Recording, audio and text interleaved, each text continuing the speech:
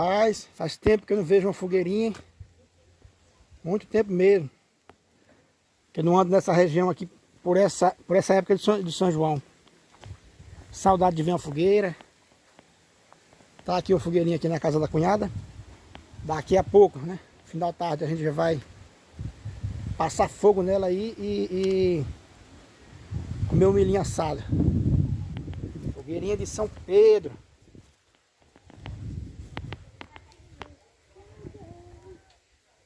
No interior aqui de Pernambuco. Lugar verde, cheio de lavoura, chuchu. Aqui é isso aí. Olha a Emily e a Mar, tá? E o Daniel que não quer aparecer.